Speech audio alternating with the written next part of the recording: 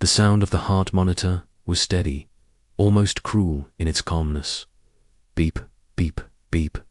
Maya Thompson opened her eyes to the color white. The smell of antiseptic, the weight in her chest, the sting of light. She tried to move, but her body refused. A nurse leaned over her. "Hey, easy. You're okay, sweetheart. You're in St. Mary's Hospital." Maya blinked slowly. Her lips were cracked. "What happened?" "You were in an accident," the nurse said softly. "You've been asleep for 2 weeks." Maya frowned. An accident. But before she could ask more, the door opened, and a little boy ran in, clutching a stuffed dinosaur. "Mummy." She froze. The nurse caught the child, smiling. "Whoa there, careful, buddy." The boy climbed onto the bed anyway, hugging her arm tight. His hair was dark, his eyes bright blue, like a reflection she didn't recognize. She looked down at him, panic rising. Who are you?" The nurse's smile faltered. "Maya, that's your son, Noah." The first weeks were a blur of confusion and half-memories. Faces blurred together. Voices came and went like static. The doctor called it retrograde amnesia, memory loss caused by trauma.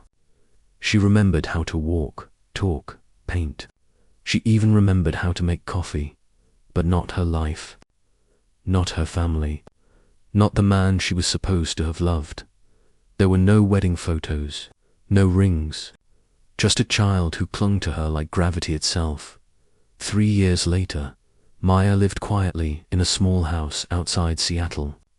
She worked part-time at a community clinic, raised Noah alone, and told herself the missing pieces didn't matter. Her past was gone, maybe that was mercy. Until one afternoon, she received a call. "Dr. Thompson," a male voice said, deep and composed. "This is Ethan Cross, CEO of CrossGen Biotech. We're launching a new research wing. We'd like you to lead our clinical program." Maya hesitated. "I think you have the wrong person." "I'm not. I know exactly who you are," he said. "You're the best." And then, quieter, "You're the only one I trust." The interview was held in the company's downtown skyscraper glass. Steel and money. As she stepped into the executive suite, her reflection shimmered in the mirrored walls. For a moment, she saw herself wearing a white dress, not the jeans and coat she actually had on. Then it vanished. Ethan Cross stood by the window, phone pressed to his ear. Tall, sharply dressed, posture military. When he turned, she felt something shift inside her, not recognition, but something deeper, like her body remembered what her mind couldn't. He smiled politely. "Dr. Thompson, it's been a long time." Maya sat opposite him, trying to steady her voice. "I don't think we've met." A flicker, almost imperceptible, crossed his face. "Of course. You wouldn't remember me." Her brows knit. "I'm sorry." He smiled again, professional now. "I mean, your reputation precedes you. I've read your papers." His tone was smooth, but his eyes, those grey, storm shadow eyes, carried too much history. She looked away. "Why me, Mr. Cross?" "Because you understand recovery," he said. "And because you once believed in miracles. The job paid well. Too well."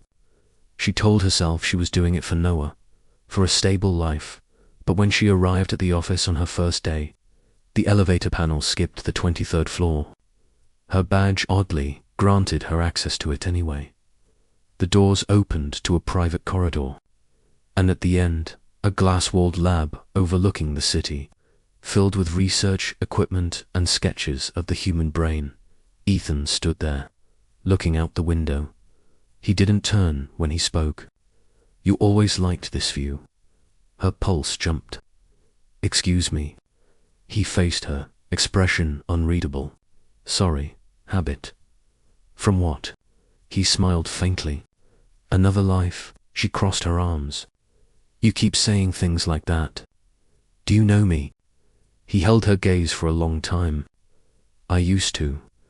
That night, she dreamed. A wedding, flashes of white rain, laughter. A man's hand in hers, warm and sure. A whisper, forever, Maya.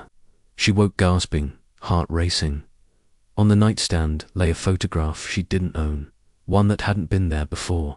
It was old, water-stained. 2 people standing together, smiling in front of the ocean. Her in a white dress, and Ethan crossed beside her. The photograph wouldn't leave her mind. Maya held it up to the light, her own face smiling back at her, younger, freer, a stranger. Ethan's arm around her waist looked natural, easy, intimate. Her first instinct was denial. It had to be photoshopped, or maybe some sick prank from someone at the company. But the way his fingers rested against her, that wasn't posed. That was memory. She turned the photo over. On the back, in faint handwriting, for when you forget E. At the lab the next morning, Ethan was waiting. He stood by the coffee machine, perfectly calm. But his eyes flicked to her hands. You found it? He said quietly. She froze. Found what? The photo. Her throat tightened. You left it there. He hesitated, then nodded. You always hated how I held on to things. I thought maybe, this time it might help. This time. Her voice sharpened. Stop talking like we had a life I can't remember. He met her eyes. You did. We did. You just survived it better than I did. She stared at him. Why didn't you tell me the truth sooner? Because you didn't want me to. Maya's laugh was bitter. That's ridiculous. Ethan leaned against the counter, his composure cracking for the first time. Before the accident, you begged me to let you go. You said if you ever woke up without the memories, to let you start over. She shook her head. No one says that. You did, he whispered, right before the car exploded. The words hit her like cold water. Exploded. He closed his eyes briefly, as if replaying something he'd been trying to forget for years. It wasn't an accident, Maya. The car was rigged. You were working on a trial that threatened the wrong people. Someone tried to make sure you never testified. She stared at him, disbelief mixing with fear. You're saying someone tried to kill me? He nodded slowly. And me? The silence stretched. The hum of machines filled the space between them. Why didn't the police? They never found proof. Crossgen buried it under NDAs and legal smoke. I couldn't fight them without losing everything, and you. He swallowed. You were in a coma. When you woke up, you didn't know me, didn't trust me. I thought maybe that was your second chance. So I let you go. Her voice trembled. And now? He looked at her, weary, tender, desperate. Now I can't pretend I don't see you every day. For a moment, neither spoke. Outside, the city lights bled into the glass walls, reflections of 1,000 lives they didn't have. Maya turned away, hugging her arms around herself. You had no right, I know. You lied to me, I did. You watched me struggle to rebuild, to raise a child alone, while you had the truth the whole time. Ethan's jaw clenched. You deserved peace. You'd lost too much. Her voice broke. I lost you. The words echoed in the sterile air like something ancient breaking open. He stepped closer, slowly, as though approaching a wounded animal. Maya, she backed away. Don't. But then the faintest memory flickered. The scent of his cologne, the rhythm of his breath, the warmth of a hand that used to fit hers perfectly. Her chest ached. It was like looking at a photograph from the inside. Color, motion, and emotion without context. She whispered, I remember. Water, rain. We were laughing. Ethan's voice cracked. That was our wedding day. It rained halfway through, and you said it was good luck. Tears filled her eyes. I don't want this. You do, he said softly. You just don't know it yet. That night, she sat awake in her apartment, staring at the photograph again. The rain outside fell in steady, gentle sheets, the same rhythm as the beeping monitor from her first day awake. She couldn't sleep. Every time she closed her eyes, she saw flashes, headlights, glass breaking, Ethan shouting her name at 2:13 a.m. Her phone buzzed. Unknown number. They know you're remembering. Don't trust him. Her hands went cold. She looked out the window, and for a split second, in the reflection, she saw someone standing behind her. When she turned, the room was empty. Only the photo on her nightstand had changed, the image now darker. The ocean behind them gone black dot. Morning sunlight crept across Maya's apartment, pale and hesitant, as though afraid to touch her. She hadn't slept. The message on her phone still glowed on the screen. They know you're remembering. Don't trust him. Every time she read it, the words rearranged themselves, twisting into something more dangerous. She checked the locks, twice, then 3 times. Her heartbeat hadn't slowed since the moment she saw the shadow in the window. At 9 a.m., the doorbell rang. Maya froze. No one knew this address, not even Ethan. At least she thought not. Through the peephole, she saw him standing there. Dark suit, calm face. The same impossible steadiness she used to mistake for safety. She opened the door just wide enough. How did you find me? He held up a coffee cup. You used to tell me this was the only thing that got you through mornings. Hazelnut, no sugar. Her stomach tightened. That doesn't answer my question. His smile faltered. I looked. I never stopped looking. She let him in, partly because she wanted answers, partly because she didn't trust herself not to. Ethan walked through the apartment like someone revisiting a ghost. His eyes flicked over the walls, the photos, the toys scattered from Noah's room. He turned back to her. You're still painting. Maya folded her arms. Not for anyone anymore. Why? Because I don't know who I was when I started. He set the coffee down on the counter, studying her quietly. You got a message last night. Her breath caught. How do you? I have security alerts for your number. I still had it connected to my company account. Her voice hardened. You were tracking me. I was protecting you. That's not protection, Ethan. That's control. He exhaled, pinching the bridge of his nose. You think I don't know what it looks like? I've been the villain in your head for 3 years. Maya's hands trembled, but she held his gaze. Then tell me why someone says I can't trust you. He hesitated. When he finally spoke, his voice was low. Because before the accident, you were investigating CrossGen. I was, what? You were one of us, head of clinical ethics. You discovered falsified drug trials, people getting sick. You built the case, gathered evidence, and you told me you were ready to go public. Maya's mind spun. So I was the whistleblower. Yes, and what did you do? His eyes darkened. I tried to stop you. The words landed like a slap. You what? You didn't understand the scale. The board, the investors, they would have buried you. I begged you to wait. You wouldn't. Maya stepped back, shaking. So you silenced me. I tried to protect you, by erasing me. He looked stricken. I didn't, Maya. I didn't know they'd go that far. I thought they'd just threaten you, scare you off. Not, he broke off, his voice cracking. Not the explosion. She stared at him, the room tilting around her. You caused it. No, I caused the fight that led to it. Silence. Maya turned away, trying to breathe.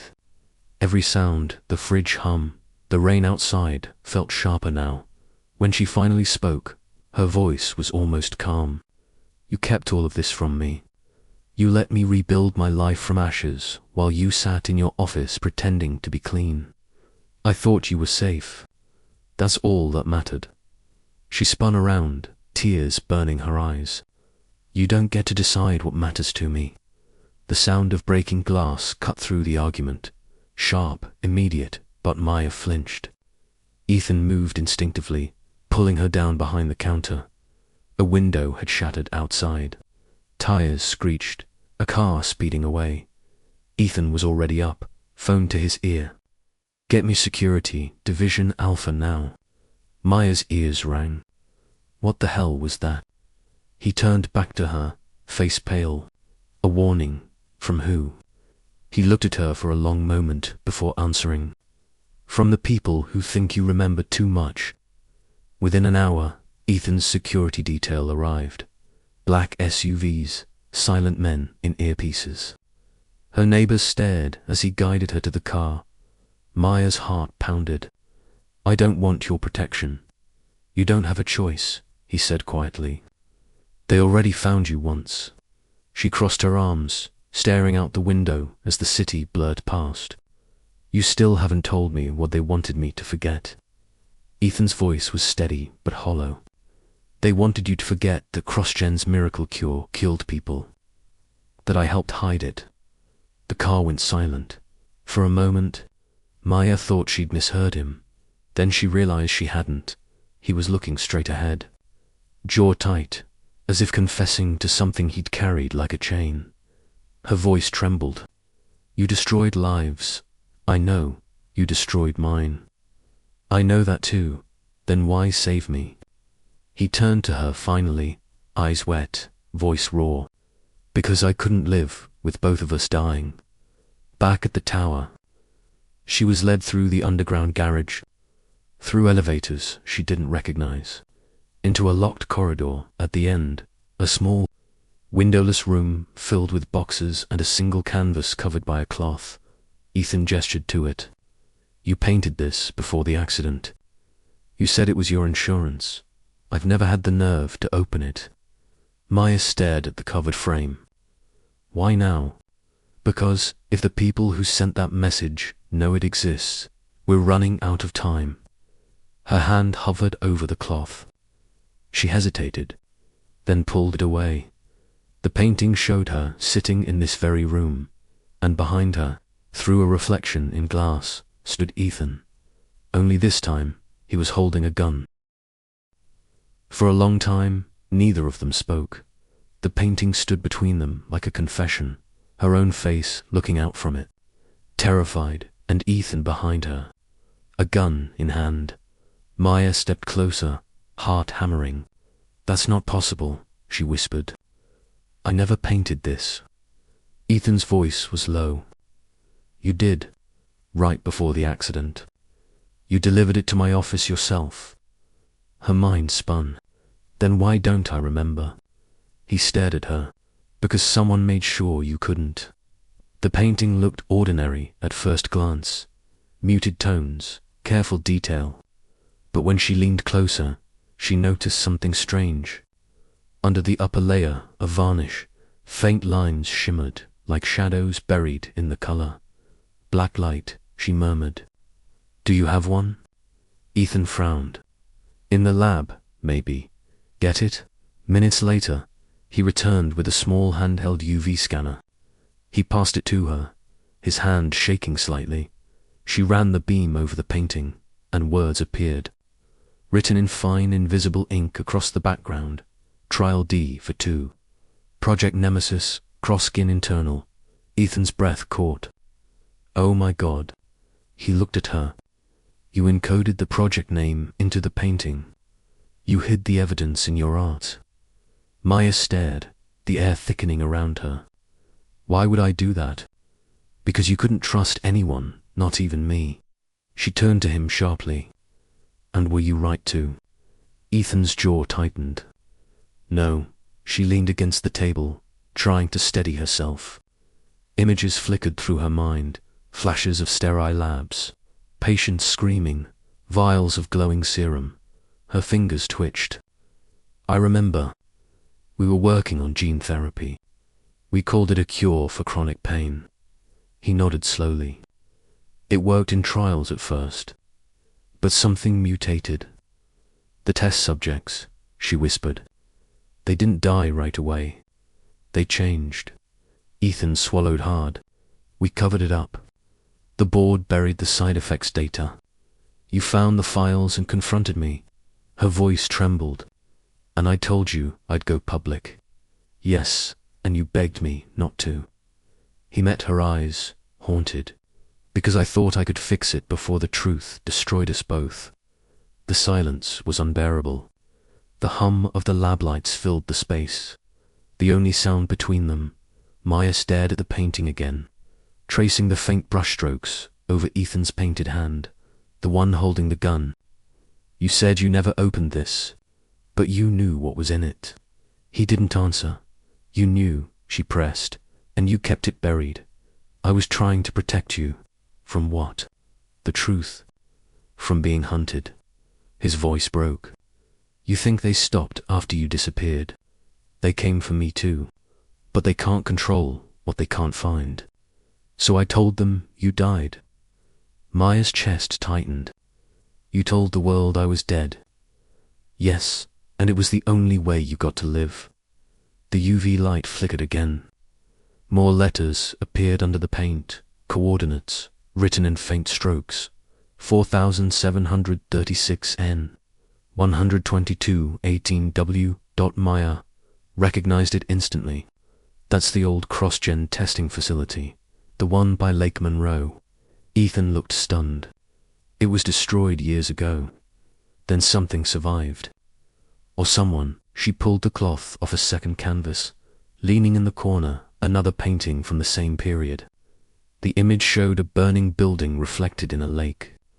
And in the reflection, if you looked closely enough, were two figures running hand in hand. Us, Ethan murmured. Maya nodded, her throat tightening. Maybe that night wasn't the end. Maybe I left more behind than you knew. Ethan moved closer, his presence grounding her for the first time in days. You're remembering faster than I expected. Maybe because you're here, she said softly, eyes still on the canvas. He hesitated. Does that scare you? She looked up at him, searching his face. No. What scares me is that part of me still loves you, and I don't know if that's mine or hers. The woman I used to be. Ethan's jaw clenched. She's still you. Then she made terrible choices. So did I. He reached out, brushing a stray strand of hair behind her ear. A motion so instinctive, so familiar, that it hurt. You were always the brave one, he said quietly. I only ever knew how to build walls. Maya stared at him, tears rising. Then helped me tear them down. Later that night, she took the painting back to her apartment, locking the door behind her. Noah was asleep, his soft breathing filling the silence. She sat alone in the dark, the painting before her. Her own painted eyes seemed to follow her, pleading, warning, something in between. She whispered, "What did you try to tell me?" The paint shimmered faintly, catching the light from the window, and for a heartbeat, she saw movement, her painted reflection blinking. Then, in the faintest voice, from nowhere and everywhere at once, came a whisper, "You didn't finish it." The coordinates kept burning in her mind all night. 4,736 feet N, 12,218 feet W. Lake Monroe. By dawn, Maya had made up her mind. She didn't call Ethan, didn't leave a note. She packed her backpack with a flashlight, gloves, her phone, and the painting, then drove out of the city before sunrise. The road to the lake wound through dense pine forests, fog clinging to the branches like breath. It felt familiar in the worst way, that strange déjà vu of returning to a place your body remembers before your mind does. By the time she reached the old CrossGen facility, the air smelled of rust and rain. A rusted sign read, "Closed hazardous materials." She parked the car, killed the engine, and sat there a moment, listening to the silence inside the compound. Nature had started reclaiming everything. Grass pushed through cracked concrete. The glass windows were shattered. vines curling in through broken frames. Maya moved carefully, flashlight in hand, scanning faded corridors lined with peeling safety posters. Then she saw it, a door sealed with heavy bolts, half hidden behind collapsed drywall. The label on it read, D4 to trial room. Her chest tightened. The same code she'd written into the painting. She knelt, pulling at the rusted bolts. They gave way one by one, screeching like old ghosts. Inside was a small lab, everything coated in dust. Tables overturned, shelves stripped bare. But on the far wall, there was something that didn't belong. A painting, covered in a black tarp. Nailed into the concrete, she froze. Her hands trembled as she pulled the tarp down. Underneath was her own work, unmistakable brushstrokes, her signature faint in the corner. Only this one was darker, almost violent, swirls of crimson and grey, depicting a burning city reflected in a lake, and in the reflection, figures in lab coats, faces warped and screaming. She stepped back, her pulse racing. She remembered painting it now, her hands shaking, the smell of turpentine and smoke in her lungs. Ethan shouting at her to stop. The explosion lighting up the night outside, and then darkness. The flash of headlights. The taste of blood. A voice whispering, "Forget everything, Maya." Her flashlight flickered. She looked down. Beneath the easel, half buried in dust, was a small metal box labeled Evidence 204B. She pried it open. Inside were 3 USB drives, a notebook, and photographs of trial subjects. Some crossed out, others marked with a red X. Her hands shook as she turned the last page. The final name on the list, Noah Thompson. Her son. The world tilted. She stumbled back, her breath choking. Noah was never supposed to be born after the explosion. The doctors had told her she'd lost the pregnancy in the crash. But if his name was on that list, no, she whispered. No, no, no. Her phone buzzed. Unknown number again. Leave now or he dies. She bolted out of the room, heart in her throat. The sky outside had turned steel grey, wind cutting through the trees. As she reached the gate, headlights flared behind her, an SUV speeding toward her down the dirt road. She ran for her car, fumbling with the keys, jumping in just as the other vehicle screeched to a stop behind. Her dot, Ethan, stepped out. She froze. He wasn't supposed to be here yet somehow. Part of her had known he would come. Maya, he shouted over the wind. Get in my car, now.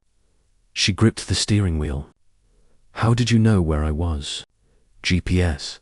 You left your phone on. You're tracking me again. I'm saving you again. He approached slowly, hands raised.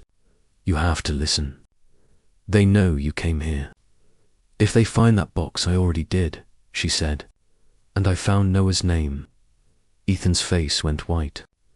Oh God. You lied to me, she whispered. You told me I lost the baby. You told me it was over. I had to. They were going to take him, use him as proof the therapy worked. You were already unconscious, and he broke off, shaking his head. I took him. I got him out. He's ours, Maya, ours. Her hands trembled. The truth felt like a knife. You're telling me you stole our child. I saved him. You let me think he was gone. His voice cracked. Because that's the only way you'd live long enough to raise him. She stared at him through the rain, through everything they'd been. And for one fragile moment, she believed him. Then a gunshot shattered the silence. The bullet hit the ground near Ethan's feet. Spraying gravel, he turned, shadows moving through the trees. Men in black tactical gear, advancing fast. Ethan grabbed her hand. They found us. Move. They ran toward his SUV, bullets echoing in the air. Maya's breath tore through her throat, adrenaline burning away fear. Ethan fired back once, twice, enough to buy them seconds. They dove inside the car, tires spinning mud as they shot down the road. In the rearview mirror, flames rose from the old facility, licking at the sky like a burial pyre. Maya pressed the evidence box to her chest, trembling. "What do they want, Ethan?" He stared at the road, voice hollow. "To erase what's left of us." For miles, neither spoke. The rain fell harder, drowning the world in grey. Finally, Ethan said, "We can't go home. They'll be waiting." "Then where?" He looked at her, eyes dark with something like regret and love. "Somewhere safe," he said softly. "The place where we were supposed to start over." The ocean was grey that morning, vast, cold, and endlessly moving. Maya watched it through the windshield as Ethan's SUV wound down the coastal road. The rain had stopped, leaving everything slick and shining. Pine trees bowed in the wind, their silhouettes cutting through the mist. They had been driving for 5 hours without saying much. Only the hum of the tires and the occasional sigh from Ethan broke the silence. When the road ended, a small cottage appeared, white wood, faded blue shutters, sitting alone on the cliff. She stared at it. Something deep inside her stirred. "I know this place," she whispered. Ethan nodded, parking the car. "You should. You designed it." The front door creaked open, and a rush of salt air filled the hallway. Inside, the house smelled of cedar and dust. A painting hung crooked above the fireplace. Her work again, one she didn't remember painting. 2 hands reaching for each other through water. Ethan set the evidence box on the table. "No one knows about this place. Not the company, not the board, not even the police." Maya looked around slowly, fingertips brushing the furniture. "It feels like walking into someone else's memory." He smiled faintly. Hours they spent the rest of the afternoon in silence, unpacking supplies. Ethan checked the security system, still functional, still offline.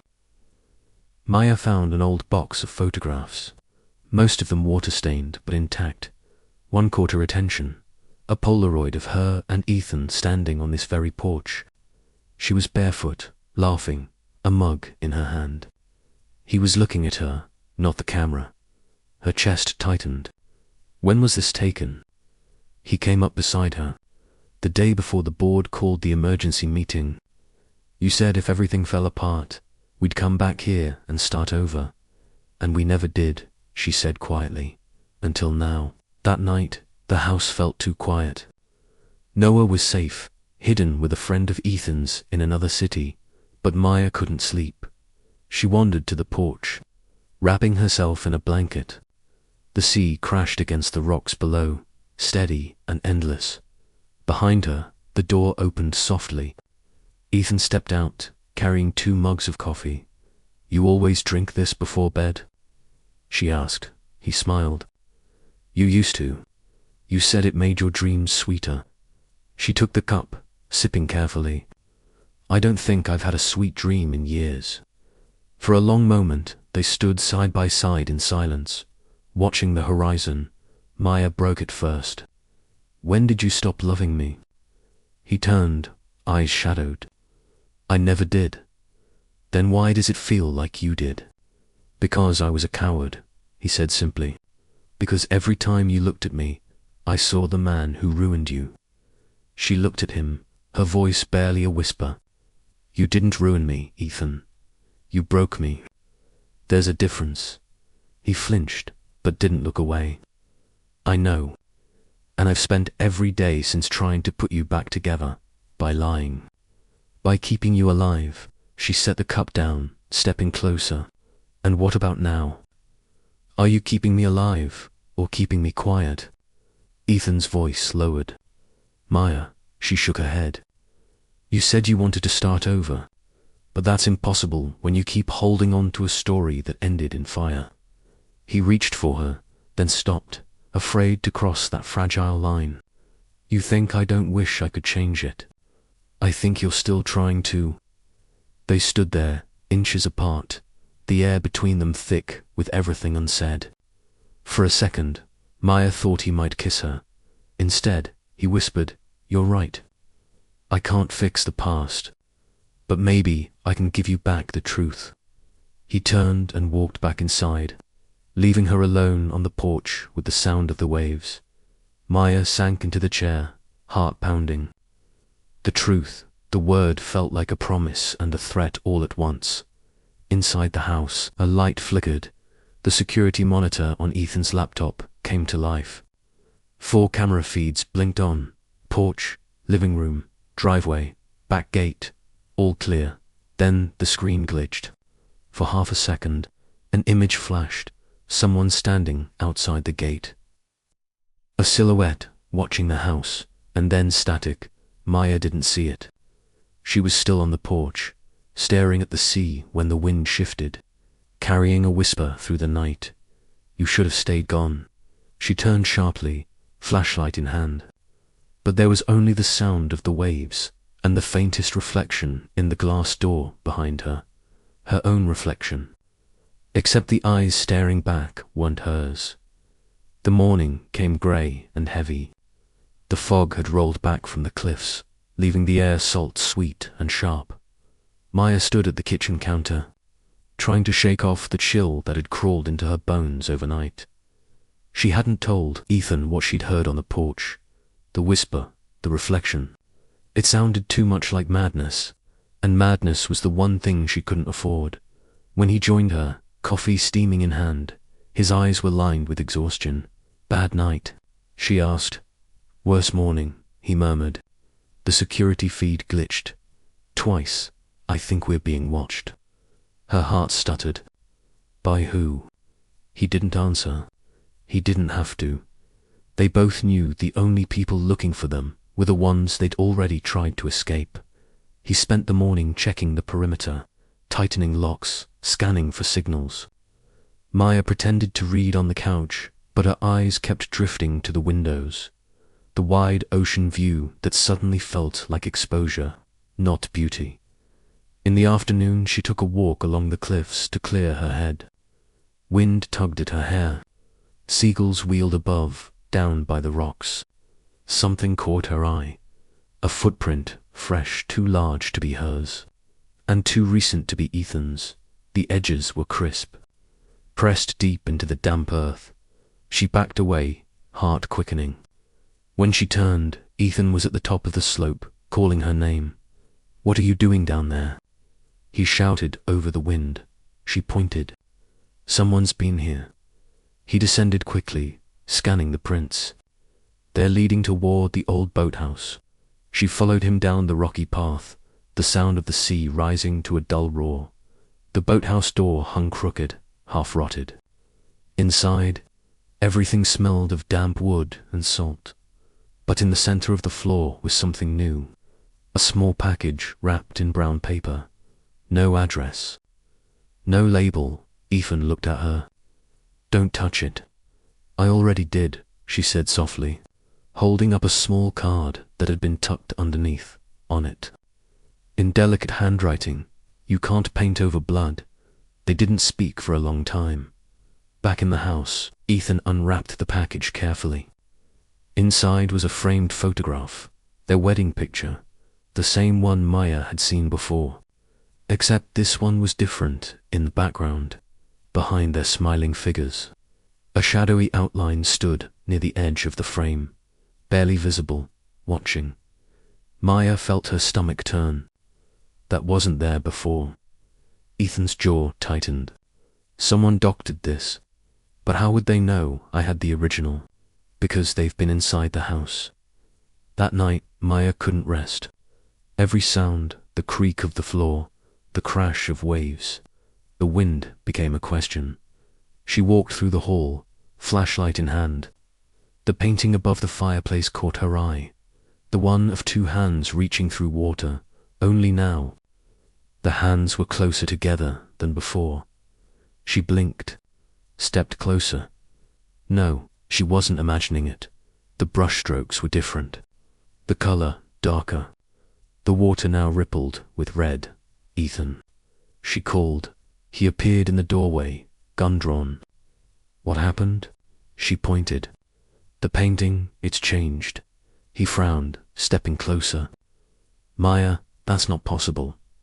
Then look. He did, and froze. The two painted hands now touched. For a long moment, the house was silent. Only the distant crash of waves filled the space. Ethan ran a hand over his face. Okay. Okay. Maybe the humidity warped it. Maya shook her head. No, that's not how paint behaves. Then what are you saying? I'm saying this place remembers. And maybe it's trying to remind us. He turned to her, voice low. Remind us of what? The truth, she said. All of it. What really happened that night. The fire, the crash, the people who died, and what we did. Ethan's expression hardened. Maya, don't. She stepped closer, eyes shining with a terrible clarity. I wasn't just painting evidence, was I? I was painting confessions. Stop. You helped me hide them, Maya, and now they're bleeding through. He slammed his palm against the wall, voice cracking. You think I don't see them too? I see them every time I close my eyes. She stared at him, breath shaking. Then stop pretending we can still start over. The lights flickered.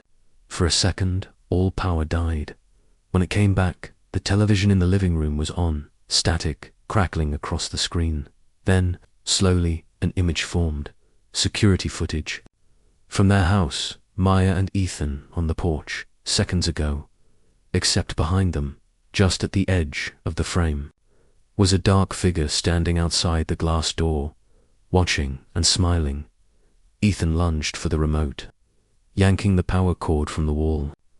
The screen went black, but for a moment, in the dark glass reflection, Maya swore she saw the smile still there. She whispered, "They found us, didn't they?" Ethan's voice was a whisper. Maybe they never stopped. Later, when the house finally quieted again, Maya stood alone before the painting. The water shimmered faintly under the moonlight. The hands now clasped tight. Her reflection appeared behind them, and for a heartbeat, the woman in the glass smiled first. The storm came without warning. By morning, the sky above the coast had turned black, the wind screaming through the cliffs like a warning from another world. Maya sat at the kitchen table, staring at the evidence box, the drives, the notebook, the photographs, every piece of truth she'd ever hidden from herself. Ethan was in the other room, repairing a broken window latch. He hadn't said much since last night. Neither had she. They were both pretending silence was safety. But the storm outside didn't care about safety. It rattled the windows, howled through the walls, dragged the ocean closer with every gust, and inside her head, the same storm raged, the whispers, the half-memories, the image of the burning building reflected in the lake. When she finally plugged in one of the USB drives, the screen filled with files. Trial D for 2 subjects, LOGS, video archive. Her hand trembled as she clicked. The first video loaded. A sterile lab room appeared on the screen. Rows of beds. People restrained. Machines beeping in strange, uneven rhythms. She watched herself walk into frame, clipboard in hand, calm, precise. The voice on the recording was her own. Subject 19, increasing serum. Dosage by 0.03, testing cognitive resilience. And then another voice. Male, firm, that's too much, Maya. She froze. Ethan. On the screen. The version of him looked younger, harder. He stepped into the frame, gripping her wrist. You'll kill them, they volunteered, she answered coldly. Maya's stomach lurched. No. She whispered, that's not me. But the woman on the screen turned, looked right at the camera, and smiled calm, certain. Righteous, this will save the world. Ethan, pain doesn't have to exist anymore. The video cut to static. She slammed the laptop shut, breath coming fast. Her voice shook. What did we do? Ethan appeared in the doorway, pale. You shouldn't have opened that. She looked up at him, eyes full of horror. I wasn't saving anyone. I was experimenting on them. He nodded slowly. You believed it was mercy. You said you'd rather risk everything than let people suffer. And you. I followed you. Because I loved you. Because I thought you were right. Her voice cracked. We killed them, he whispered. We tried to fix them. The storm slammed against the windows, thunder splitting the air. Maya stood, trembling. The explosion?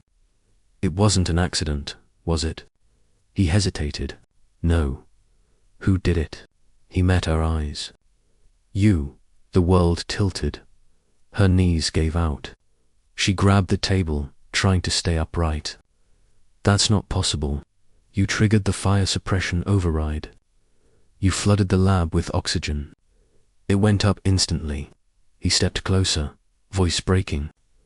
You told me we couldn't stop them any other way. That the board was going to launch human trials globally. You said if we burned everything, maybe the world would forget. Maya pressed her hands to her head, shaking. I don't remember. I do, he whispered. I remember the look in your eyes when you lit the match. The lights flickered. The laptop screen came alive again, but she hadn't touched it. A final video file opened on its own, /security_cam_exit_hallway.mov on the screen. Chaos, alarms, smoke. A figure Maya running down the corridor. Behind her, fire. Ethan chasing. Then she turned, dropped something into his hand, a small metal box. If I don't make it out, protect him, she shouted. Who? Our son. The camera shook violently. The screen went white. Maya's breath caught. I was pregnant. I knew. Ethan's voice was soft. You knew. You saved him. She turned toward him, tears blurring her vision. You told me you saved me, but I saved both of us. He stepped forward, eyes glistening. You did, then why lie? Because you couldn't live with it. Because the woman who lit that fire couldn't be the same woman who tucked Noah into bed. For a moment, the storm outside vanished.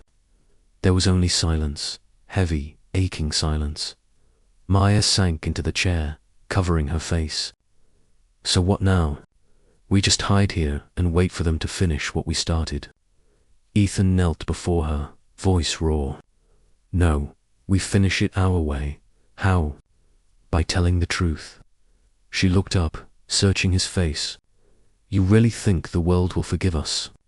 He smiled sadly. I'm not asking for forgiveness. I'm asking for an ending.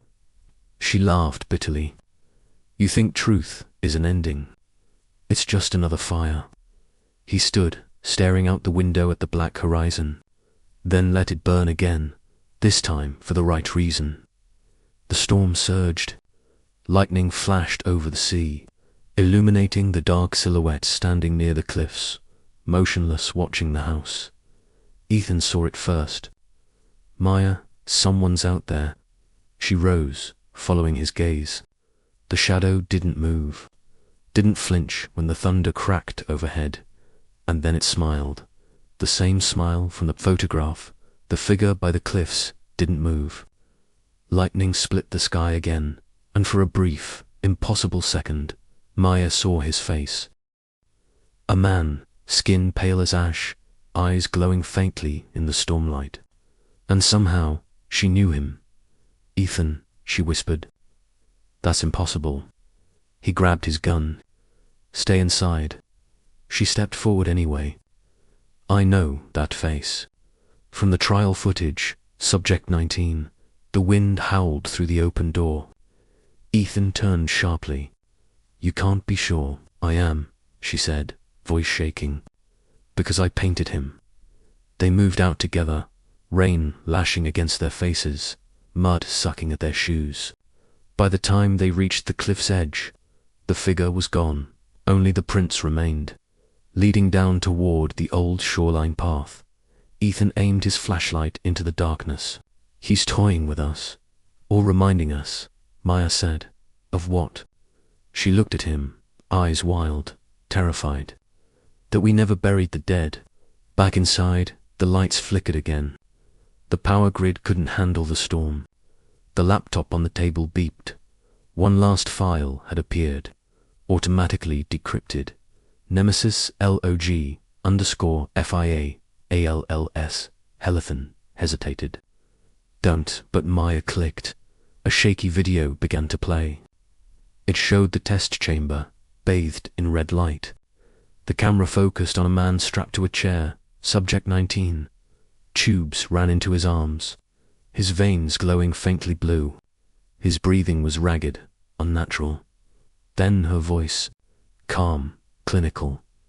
Subject 19 shows full sensory retention. Neural activity above baseline. Beginning final phase. The man looked up straight into the camera, straight at her. You promised I wouldn't forget. Maya's stomach twisted. Oh God. Ethan's face was stone. You said that memory was the key to curing pain. And it worked, she whispered. Just not the way we thought. The man on the screen screamed, a sound that cut through every wall of the house. The monitor shorted out, the image burning into the pixels, his eyes bright and furious. The lights went out completely. In the darkness, something moved. The sound of wet footsteps. The smell of ozone and burnt plastic. Then a voice, soft, broken, and familiar, echoed from the hall. You made me remember. Ethan fired toward the sound.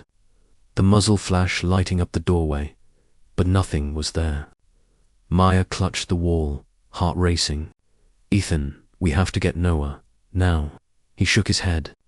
If we run, he'll follow. We end this here. How? By finishing what we started. They moved toward the basement, the only place with a generator and sealed walls. Ethan pulled open a metal case, revealing canisters of accelerant and a single detonator. Maya's breath caught. You planned for this. I planned for every version of this nightmare, he said quietly. If he's really one of the survivors, he's not entirely human anymore. Here's a collection of memories, of pain, everything we tried to erase. Maya stared at the detonator. You want to burn him again. I want to set us free. A sudden crash upstairs, footsteps, slow, deliberate. Then Noah's voice, Mom. Maya's blood turned to ice. She looked at Ethan, panic flooding her chest. That's not him. He's not here. The voice came again, closer, soft, pleading, Mummy. Help me. The same tone Noah used when he had nightmares. Maya grabbed Ethan's arm. He knows everything. He's in my head. Then fight him, Ethan whispered. Don't listen, but it was too late. The door creaked open, and the figure stood there. He looked almost human now. Hair damp, skin marbled with faint blue veins that pulsed with light. His eyes were black mirrors, reflecting both of them, when he spoke. His voice was layered, dozens of tones, male and female, echoing all at once. You gave me your pain so you could forget, and now I give it back. Maya stepped forward, trembling. I never meant to. You meant to be free, he said. And you were. He lifted his hand. The air shimmered, and the walls began to darken, paint melting into liquid red. The entire house seemed to pulse, alive with memory. Every painting Maya had ever made bled through its frame, eyes opening, hands reaching. Her sins made visible. Ethan shouted over the rising wind, Maya, now. She looked at him, then at the creature, the reflection of everything she'd been. Her voice was quiet but steady. If I destroy him, I destroy myself. Ethan's eyes softened. Then let me do it. She shook her head. No, you already saved me once. I won't let you burn for me again. She grabbed the detonator from his hand, tears streaming down her face. Take Noah and go, she said. Maya, go. Ethan hesitated, then, for the first time in years, obeyed her. He kissed her forehead, whispered, "I love you," and ran.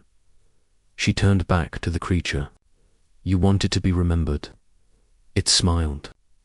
"Yes, then remember this." She pressed the trigger. Light, heat, sound. The world dissolved into white. When Ethan looked back from the road below, the house was already burning, a tower of flame against the dark ocean sky. He fell to his knees, sobbing, as the fire reflected in the water below, two figures standing side by side within it, fading into light. Days later, when the authorities combed the ruins, they found no remains. Only a single painting, miraculously untouched. Two hands, finally holding each other, surrounded by calm blue water, and on the back, written in faint, elegant handwriting, "Remember me, but not the fire. MT." A year later, the sea was calm again. The little town of Havenport sat quietly on the Oregon coast, the kind of place where the morning mist rolled through like memory, and everyone knew the color of everyone else's coffee. Ethan Cross lived at the edge of it, in a weathered cottage with peeling paint and too many locks on the doors. He didn't go by his name anymore. The world thought he was dead. In some ways, it was true. Every morning he made breakfast for his son. Every morning he waited for the part of the day that hurt the least. Noah was 8 now, taller, braver, quiet, like his mother. He had her eyes, and sometimes, when he smiled, Ethan swore he could see her ghost sitting at the table, sunlight on her skin, as if she had only stepped out for air. On the morning of May 12th, the anniversary, Noah padded into the kitchen with paint on his hands. "Dad," he said softly, "I made something." Ethan looked up from his coffee. "At this hour?" Noah nodded, eyes bright. "I had a dream. Mum was in it. She told me to paint." Ethan's breath caught. "What did she say?" "That she missed the ocean, and that she left something for you." He set the mug down slowly. "Show me." They went outside to the small porch overlooking the sea. The sky was pearl grey, gulls cutting across the horizon. On the wooden table sat a canvas, rough, uneven, painted in the impulsive strokes of a child. But the image was unmistakable. Two hands, reaching through water, fingers almost touching dot between them, a faint light, like something being passed from one to the other. Ethan's throat tightened. "Noah, how did you?" "I just painted what I saw," the boy said simply. "Mum said I'd remember when you couldn't." Ethan sank to his knees, pulling his son into his arms. His chest shook, but the tears didn't fall. They had already fallen 100 times before. Later that night, after Noah was asleep, Ethan sat alone on the porch. The waves glowed faintly under the moonlight, a strange bioluminescence that shimmered like fire trapped under glass. He held the painting in his lap, tracing the edges with trembling fingers. He whispered, "You promised me peace. Maya, you never said it would look like this." The wind shifted, soft and salt-sweet, and for a moment he thought he heard her voice, faint, carried on the tide. "Peace isn't forgetting, Ethan. It's remembering without the pain." He looked up sharply.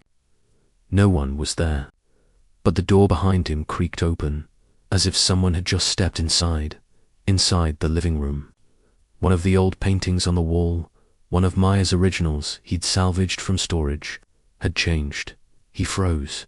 The background, once storm grey, was now streaked with calm blue, and in the corner, barely visible, 3 silhouettes stood hand in hand at the edge of the sea.